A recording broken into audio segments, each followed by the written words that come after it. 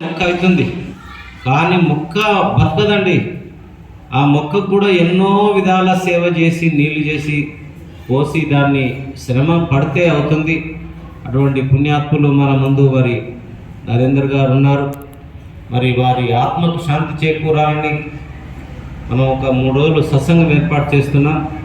మరి మనం అందరం ముందుగా వారికి శ్రద్ధాంజలి ఘటించాలి. పోయిన వారికి ఏం చేస్తే లాభం ఉంటుంది?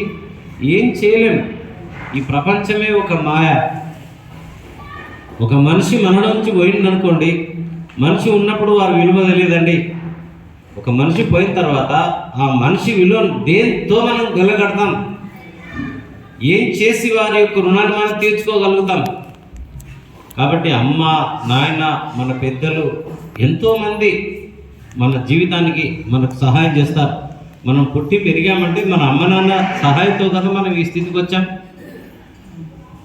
కాబట్టి మనం జన్మనిచ్చిన తల్లిదండ్రులను ఎప్పుడు మర్చిపోవద్దు.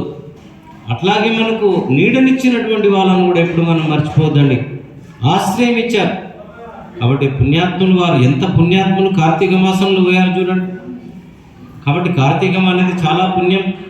ఈ మాసంలో మరణం సంభవించడం కూడా చాలా గొప్ప విషయమే, చిన్న విషయమేం కాదు. కాబట్టి వారికి మనందరం శ్రద్ధాంజలి తప్ప ఏమి ఇచ్చుకోలేము మనం ఆయనకు. శ్రద్ధాంజలి అంటే ఏంటి? ఆత్మతో వారికి నమస్కారం చేయండి. చేతులెత్తి నమస్కరించడం కాదు, ఆత్మతో నమస్కరించడం. నేను చెప్తాను, కొంచెం అందరూ ఒక్క 2 నిమిషాలు మెల్లగా లేవండి. ఓం అంట.